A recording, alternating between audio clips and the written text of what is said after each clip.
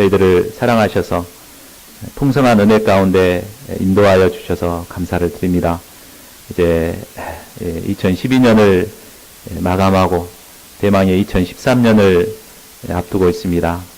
저희가 새로운 새해에는 무엇을 위해서 또 어떤 자세로 출발해야 할 것인가 하나님께서 말씀을 통해서 깊이 배울 수 있도록 인도해 주시기를 기도합니다.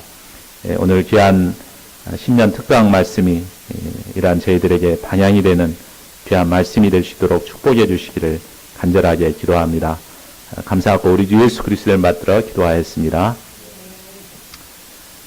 이제 내일 하루만 지나면 2012년이 마감됩니다. 올 한 해를 돌이켜보면 참 감사할 일도 많지만 참 아쉬웠던 일도 많았던 것 같습니다.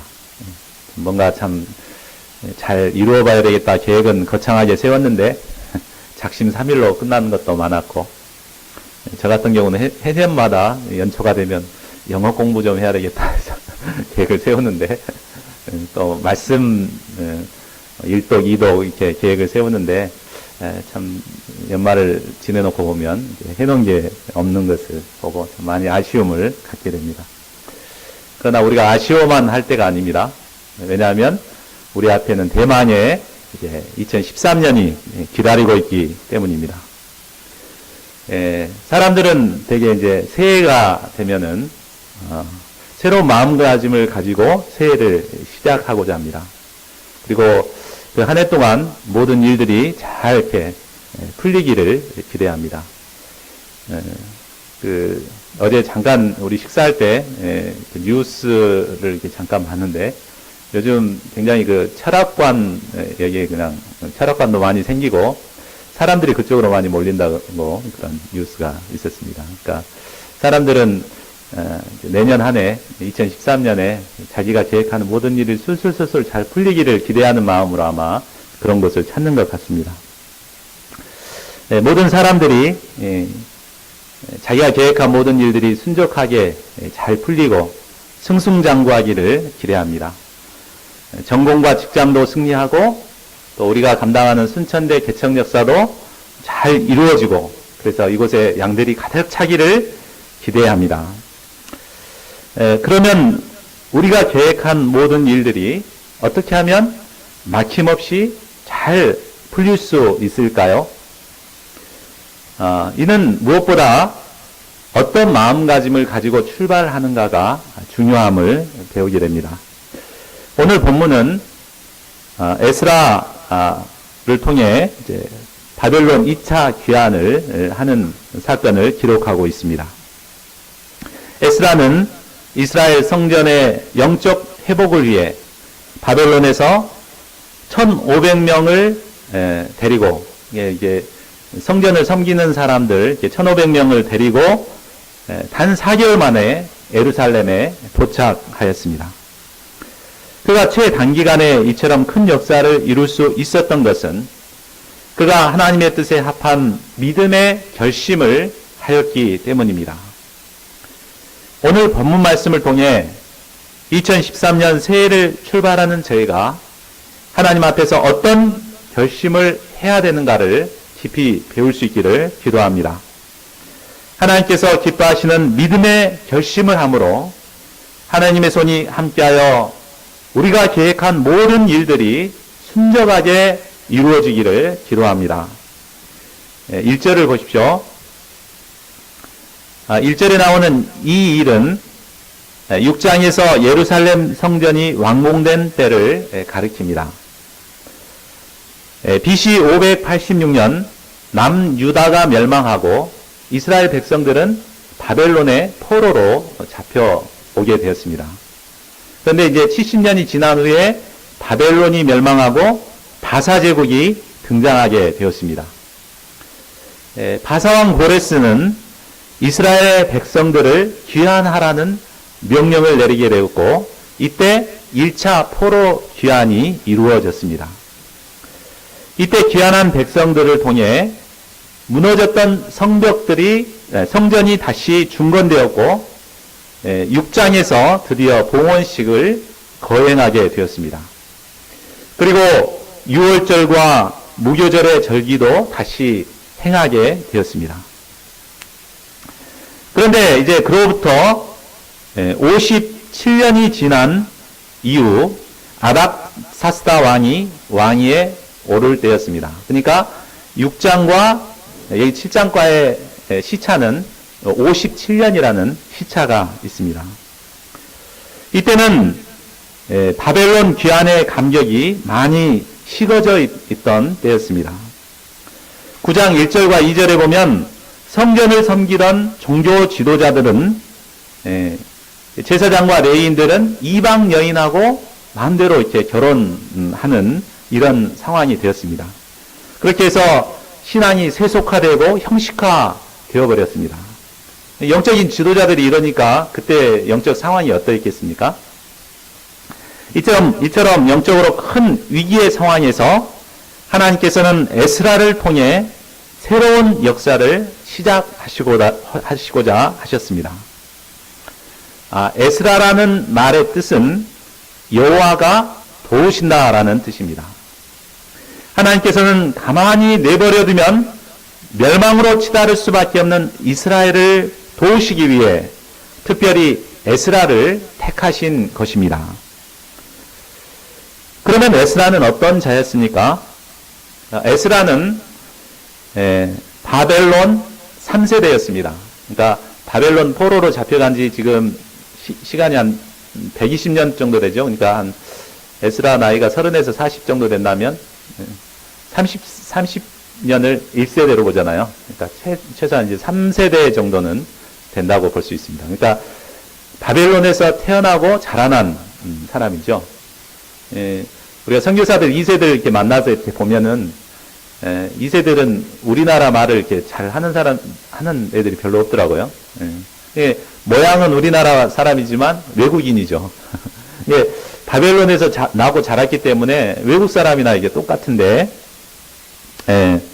그는 제사장으로서의 정체성을 가지고 있었습니다. 됐죠? 그 아론의 16대 선으로서 제사장 가문이었습니다. 또 6절에 보면은 이스라엘의 하나님 여호와께서 주신 모세의 율법에 익숙한 학자라고 했습니다. 모세의 율법이 얼마나 딱딱합니까? 그죠? 역사서는 그래도 읽을만 하죠. 재밌죠. 스토리 중심으로 이렇게 되어 있기 때문에 굉장히 읽을만 한데, 율법은 굉장히 딱딱해가지고 조금만 읽다 보면 금방 잠이 오잖아요. 그래서 보다가 잠들기 쉬운데, 그런데 이런 율법을 아주 이렇게 능수능란하게 이렇게 파악하고 전하고 하는 율법에 익숙한 학자라고 했습니다. 여기서 말하는 익숙한이라는 형용사는 히브리어로 마히르라고 쓰여 있습니다. 그런데 이 뜻은 빠른, 신속한, 능숙한, 또 준비가 된 이런 뜻을 가지고 있습니다. 그는 아무리 어려운 율법도 그 의미를 빠르고 정확하게 파악하여 아주 능숙하게 전달해 주었습니다.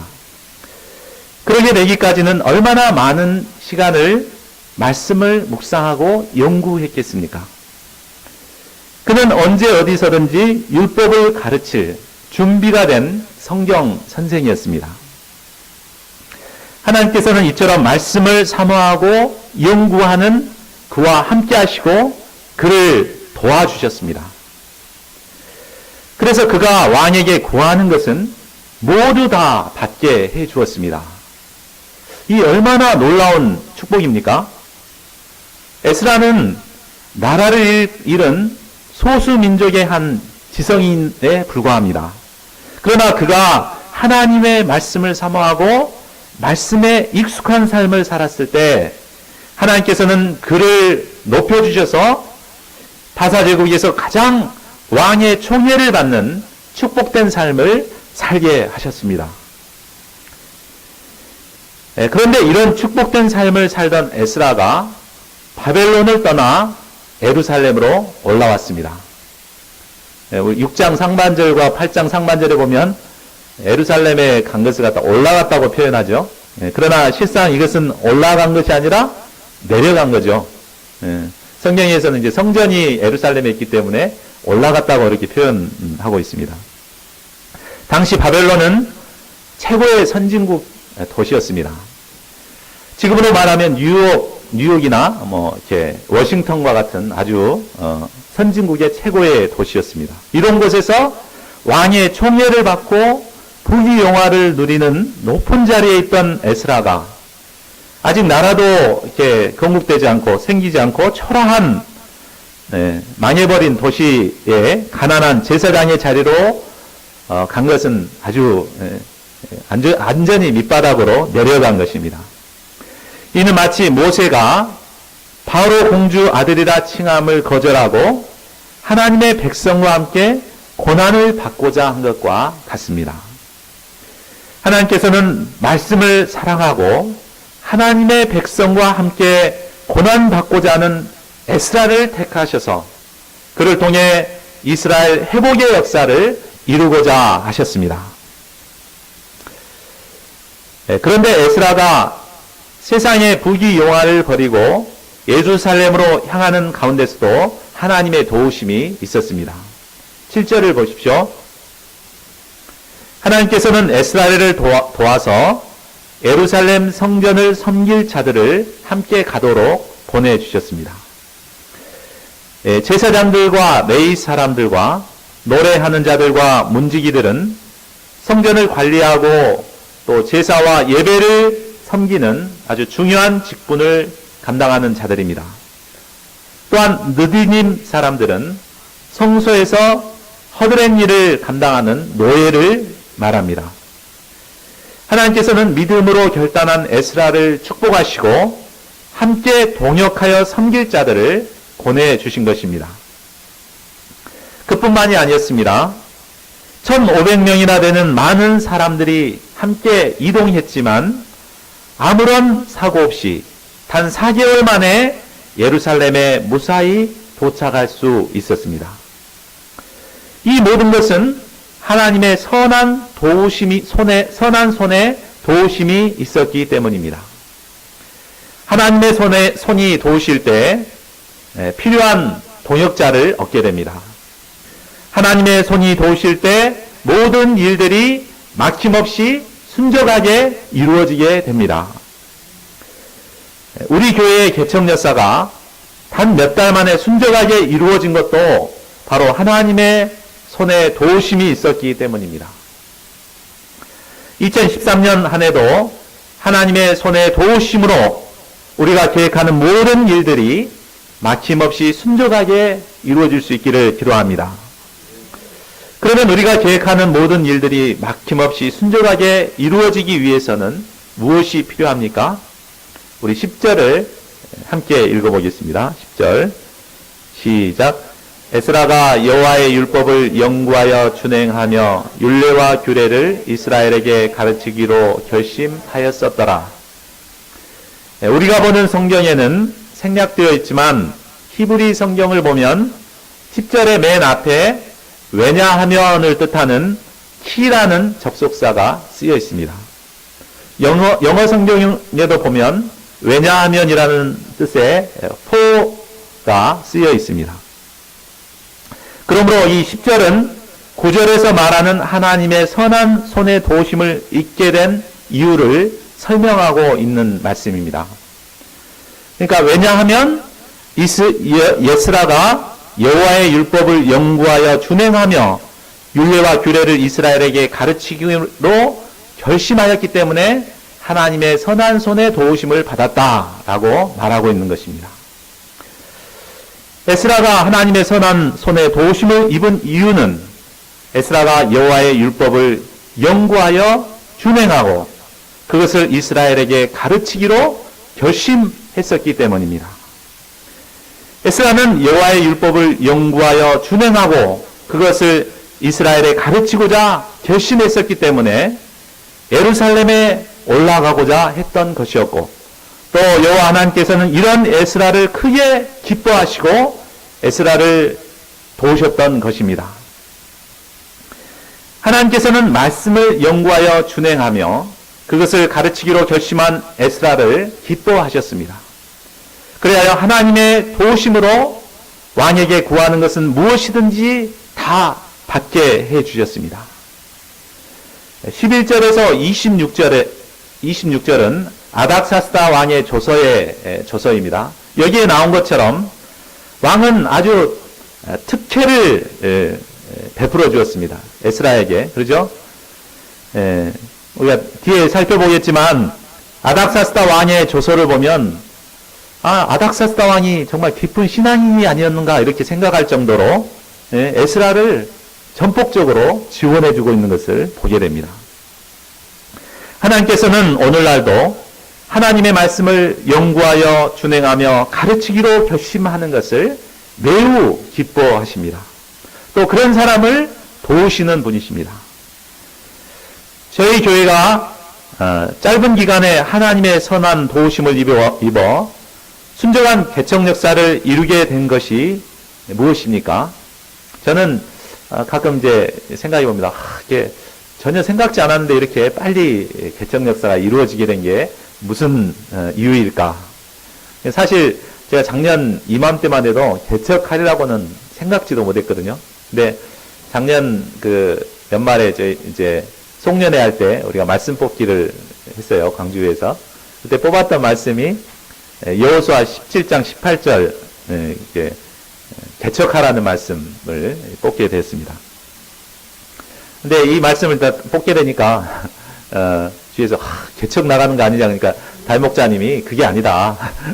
개척하는 마음으로 삼부 역사를 섬기라 이제 그런 뜻이다 이렇게 해석을 해주시더라고요. 그래서 저도 뭐 이제 개척하려는 생각지도 못했습니다. 근데 올해 그냥 갑자기 두 사모님이 막 이렇게 나를 떠밀다시피 해가지고 순천에 내려와서 이렇게 매주 이렇게 내려오게 하고 또 2학기 때는 이제 그 동아리 등록 이렇게 반향을 주고 또 대왕 형제하고 이렇게 1대1 하다 보니까 이제 그 캠퍼스 모임을 이루게 되고 또 그러다 보니까 우연히 또 여기 주인을 만나게 돼서 주인이 이 집을 자기가 리모델링 해주겠다 이렇게 해가지고 되고 그게 아주 그냥 짧은 시간에 모든 일이 순조롭게 이렇게 다 이루어지게 된 것을 깨닫습니다. 정말 인간이 할 수 없는 일이죠. 하나님의 선한 손의 도우심이 아니었으면 할 수 없는 이런 일들이 이루어지고 결국 순천 개척 역사가 이루어지게 되었습니다. 근데 이제 제가 그 한 가지 개척 역사를 막 앞서가면서 이루니까 걸리는 게 한 가지 있었어요. 그게 뭐였냐면 우리 이제 에스더 목자 문제였거든요. 에스더 목자는 항상 저한테 나는 아직 준비가 안 돼 있다. 혼자 그렇게 설치지 말아라. 그랬었어요. 그래서 다 이렇게 준비가 돼 가는데 왜 이럴까? 근데 이제 우리가 여기서 그 처음에 입당 예배 이렇게 드릴 때 우리 서설리 자매가 처음 왔잖아요.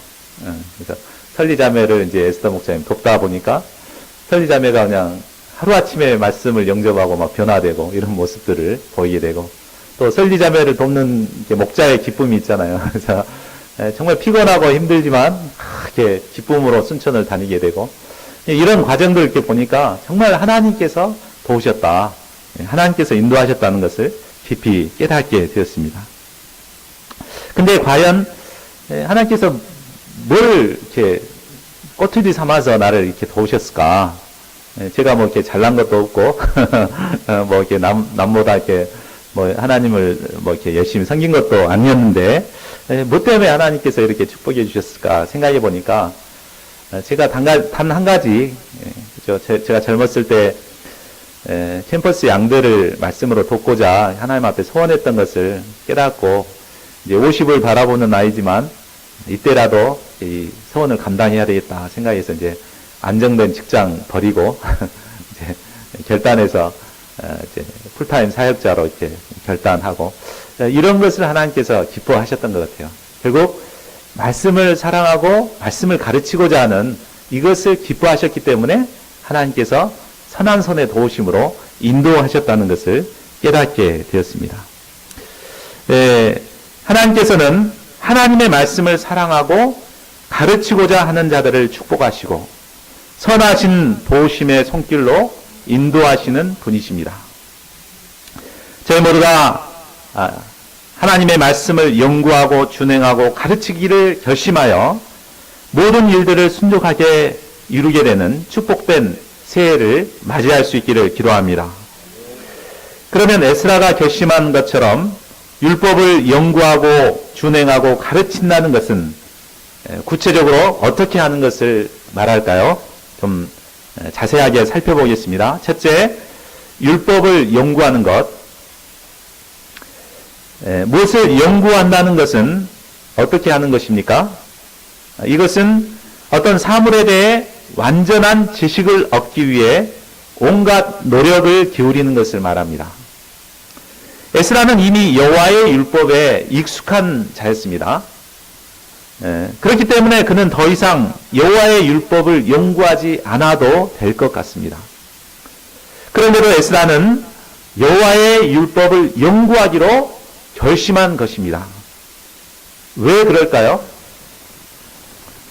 LPGA에서 우승을 한 한지혜 선수는 골프의 달인이지만 그 감각을 잃어버리지 않기 위해 매일 7,000번의 이렇게 스윙을 한다고 합니다. 7,000번.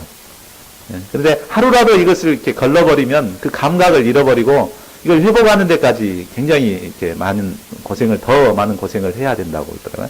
그래서 항상 이렇게 더 이렇게 기본적인 스윙부터 이렇게 훈련을 한다고 합니다. 이와 마찬가지로 아무리 여호와의 율법에 익숙한 학자라 할지라도 계속해서 말씀을 연구하지 않으면 현재적으로 나와 공동체에게 주시는 하나님의 말씀을 인격적으로 들을 수가 없게 됩니다. 뿐만 아니라 우리가 하나님의 말씀을 연구하지 않으면 하나님의 말씀이 성경의 지식으로만 머물게 되고 현재적으로 나에게 빛과 생명과 은혜와 능력이 되지 못하게 됩니다. 때문에 에스라는 계속해서 쉬지 않고 성경을 연구하고자 굳은 결심을 한 것입니다. 그런데 우리는 어떻습니까? 우리는 한번 공부했던 말씀에 대해서는 다 안다는 마음으로 문제의식 없이 말씀을 대할 때가 있습니다.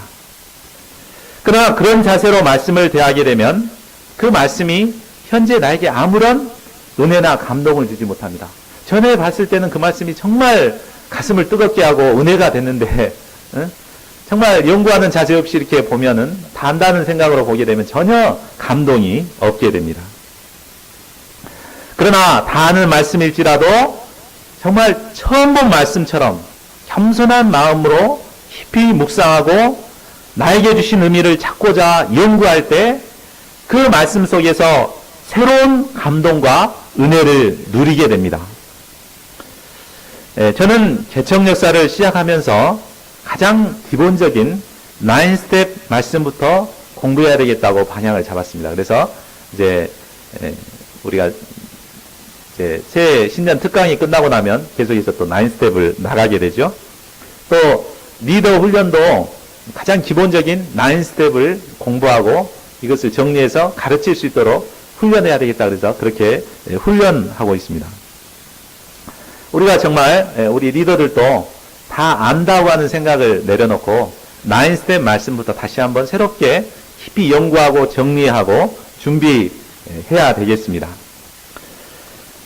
또한 기초 공부를 우리가 할 때도 정말 전에는 어땠습니까? 기초 공부할 때 그렇게 일일이 이렇게 펜으로 써가지고 노트를 다 준비했잖아요. 그리고 답도 스스로 이렇게 찾아보고 이렇게 했는데 요즘은 뭐 전혀 이렇게 인터넷에 받아가지고 커맨드 C, 커맨드 V 해가지고 참 이렇게 말씀도 그냥 붙이고 뭔 내용인지도 모르고 이렇게 들고 와서 말씀 공부할 때가 참 얼마나 많았습니까? 그러나 새해에는 정말 우리가 연구하는 자세로 미리 말씀도 깊이 풀고 그렇게 해서 준비를 하는 새해가 되었으면 좋겠습니다. 또 매일매일 일용할 양식 말씀을 가지고 아침 큐티를 하고 나에게 주신 하나님의 말씀이 무엇인가 연구하는 마음으로 매일매일 이렇게 큐티를 하는 저희들이 되어야 되겠습니다. 그리할 때 하나님의 선하신 도우심을 받게 될 것입니다. 둘째, 율법을 준행하는 것입니다. 여기서 준행한다는 것은 연구한 것을 실제로 행동에 옮기는 것을 말합니다. 곧 말씀을 통해 깨달은 바를 믿고 순종한 것을 가리킵니다. 우리가 말씀을 연구하는 목적은 남을 가르치기 위함이 아닙니다. 먼저 나 자신이 하나님의 말씀에 순종하기 위해서입니다. 우리가 연구하여 깨달은 말씀을 구체적으로 나의 삶에 적용하고 순종해 볼 때 그 말씀의 능력을 체험하게 됩니다. 그리고 그렇게 될 때 다른 사람에게도 확신 있게 말씀을 가르칠 수 있게 됩니다. 또한 말씀을 가르치는 자가 먼저 말씀에 순종해야만 말씀의 권위도 생기게 됩니다. 그래서 말씀을 배우는 사람이 그렇게 은혜를 받게 됩니다. 양들은 목자가 가르쳐준 말을 통해 은혜를 받기보다는 그의 삶을 통해서 은혜를 받습니다. 목자가 자신은 순종하지 않으면서 말로만 이렇게 가르치면 어떻게 됩니까? 양들은 니나 잘하십시오 이렇게 생각하고 겉으로는 말은 않겠죠. 그러나 전혀 말씀을 받아들이려고 하지 않을 것입니다. 참 말씀을 가르치는 자가 먼저 말씀을 영접하기에 힘써야 되겠습니다. 말씀을 준행하는 데 있어서 가장 좋은 훈련은 바로 소감을 감당하는 것입니다. 소감이란 바로 말씀의 거울에 자신을 비춰보고 나의 삶 속에 붙어있는 더러운 죄들을 발견하고 씻어내는 작업입니다. 또한 말씀을 영접하여 구체적으로 삶에 적용시키고 실천하는 투쟁입니다. 이때 우리의 삶은 죄악된 본성이 점차 사라지고 거룩한 하나님의 사람으로 변화되게 됩니다. 그래야 장차 예수 그리스도의 장성한 분량에까지 자라게 됩니다. 2013년 한 해도 말씀을 준행함으로써 변화되고 성장하는 한 해가 될 수 있기를 기도합니다. 셋째, 율법을 가르치는 것입니다. 율법을 연구하고 준행한 후에는 율법을 모르는 자에게 가르쳐야 합니다. 하나님께서 우리에게 생명의 말씀을 주신 것은 나 혼자 은혜 받고 끝나라는 것이 결코 아닙니다. 하나님의 말씀을 몰라서 방황하고 죽어가는 영혼들에게 생명의 말씀을 가르치기 위함입니다. 우리는 말씀의 샘을 파서 끊임없이 흘려보내야 합니다. 그래야 고이지 않고 끊임없이 생명력이 솟구치는 삶을 살 수 있습니다. 에스라가 말씀을 연구하고 준행하는 궁극적인 목적도 바로 이스라엘 백성들에게 가르치기 위함이었습니다. 그는 9장과 10장에서 하나님의 말씀을 떠난 이방 여인과 결혼한 제사장과 레위인들을 말씀으로 책망하고 돌이켰습니다. 또한 느헤미야 8장에 보면 에스라는 수문학 광장에서 새벽부터 정오까지 남자나 여자나 알아들을 만한 모든 사람 앞에서 하나님의 말씀을 낭독하고 그 뜻을 해석하여 백성에게 깨닫게 도왔습니다. 하나님의 말씀을 가르친 것입니다. 그때 백성들이 율법의 말씀을 듣고 다 울며 회개하는 역사가 일어났습니다. 에스라가 하나님의 말씀을 연구하여 준행하며 가르쳤을 때 백성들 가운데 회개의 역사가 일어난 것입니다. 에스라의 이런 노력으로 말미암아 멸망으로 치달을 수밖에 없었던 이스라엘의 부흥과 회복의 역사가 일어날 수 있었습니다. 오늘날 우리가 사는 이 시대도 큰 위기를 맞고 있습니다. 이 시대를 바라보면 어쩝니까? 정말 기독교가 큰 위기를 맞고 있는 것 같습니다. 어두운 시대에 영향력을 끼쳐야 할 크리스찬들은 오히려 세속화되어 부정과 부패를 일으키고 있습니다. 뉴스에 등장하는 사람이 대형교회 장로, 집사 이런 분들이 막 불법을 행해서 이렇게 뉴스에 나오게 되죠. 때문에 세상 사람들은 기독교에 대한 반발심을 더욱더 이렇게 쌓게 되었습니다. 그래서 개독교라고 그러고 먹사 막 그러죠. 이렇게 비난을 하고 있습니다. 캠퍼스에서도 기독교에 대한 반감이 갈수록 높아져 있어서 우리가 참 올해 동아리 등록을 했는데 한 표 차이로 떨어졌는데 학생들 만나보면 굉장히 거부감을 그렇게 갖고 있어요. 기독교 동아리라는 것 때문에 아주 반대하는 이런 사람들 때문에 동아리 등록도 어려웠습니다. 이런 사람들에게 다가가서 말씀을 가르친다는 것 쉽지 않은 일입니다. 그죠? 말씀을 가르치려고 하면 반발하고 부담스러워 합니다. 이 때문에 우리는 양들에게 말씀을 가르치려고 하기보다 그저 좋은 관계성만 맺고자 하기 쉽습니다. 그냥 밥 사주고 친구가 되고 놀아주고, 물론 이것도 참 필요하죠. 필요한데 정말 중요한 것은 이들에게 말씀을 가르치는 것입니다. 그런데 우리가 이제 말씀을 가르치라고 하면 대개는 말씀을 가르치려면 어느 정도 성장을 해야만 가르칠 수 있다고 생각을 합니다. 목자 정도는 돼야지 말씀을 가르칠 수 있지 않는가 이렇게 생각합니다. 물론 하나님께서는 우리가 모르는 것을 가르치기를 원치 않으십니다. 하나님께서는 이미 우리가 깨닫는, 우리가 받은 말씀을 가르치기를 원하신 것입니다.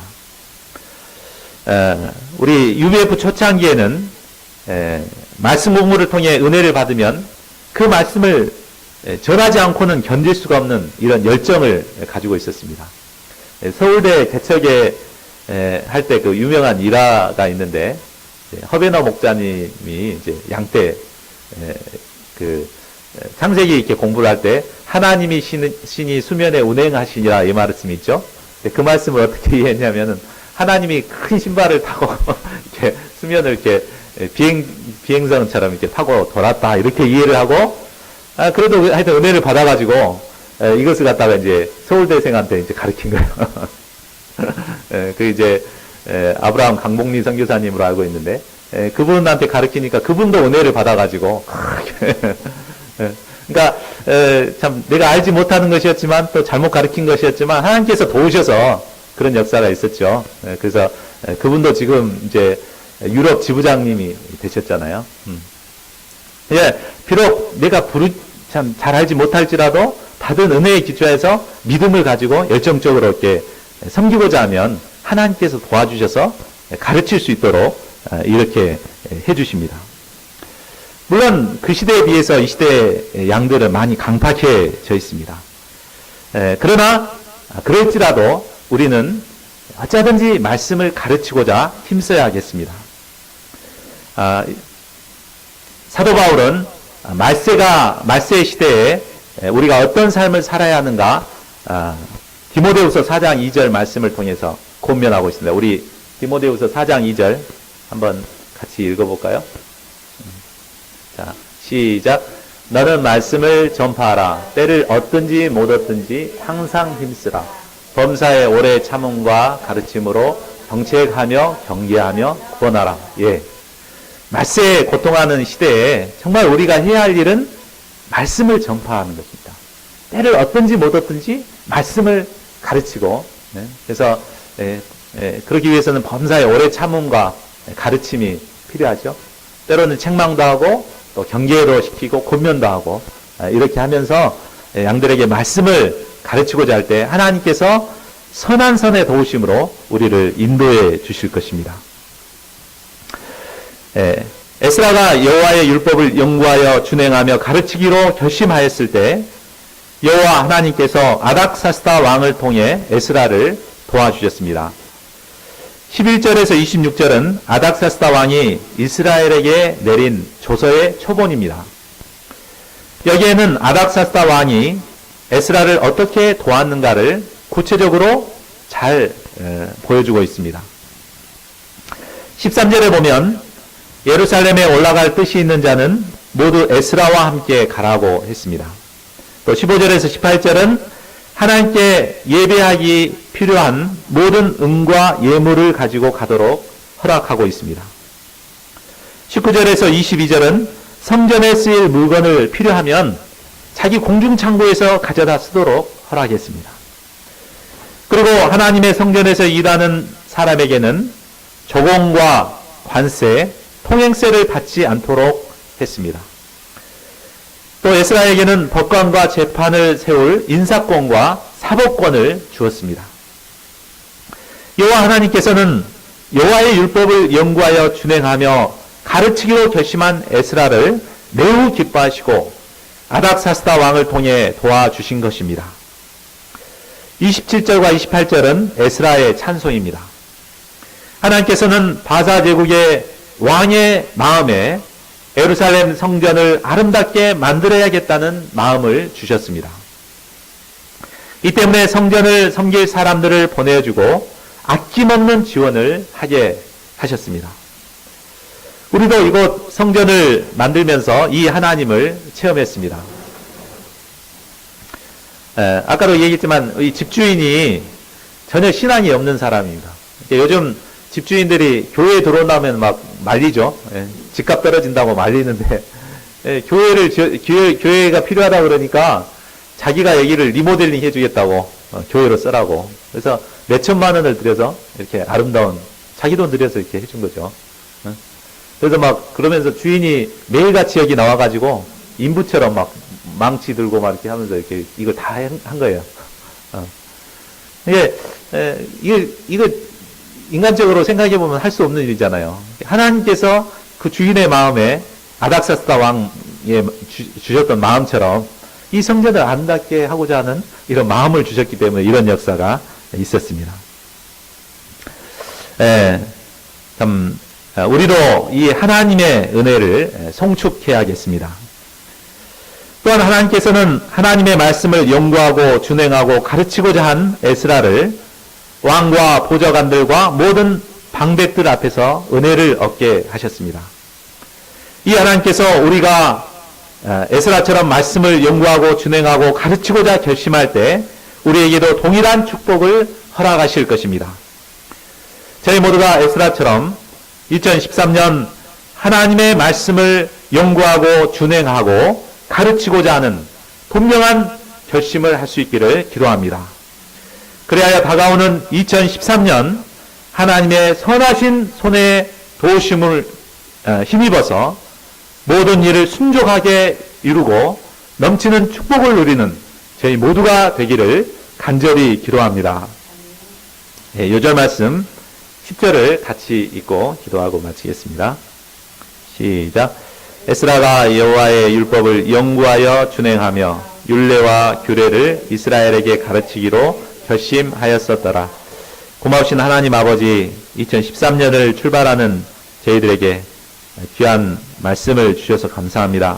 하나님께서는 하나님의 말씀을 사랑하고 연구하고 준행하며 가르치고자 하는 자와 함께 하셔서 모든 일을 순종하게 해결해 주시고 또 축복해 주시는 하나님이신 것을 깨닫습니다. 저희가 2013년 에스라처럼 말씀을 연구하며 준행하며 가르치고자 하는 분명한 결심을 하게 도와주시고 또 하나님의 선하신 도우심으로 모든 일을 순종하게 이루어가는 2013년 맞이할 수 있도록 축복해 주시기를 간절하게 기도합니다. 감사하고 우리 주 예수 그리스도를 받들어 기도하였습니다. 아멘.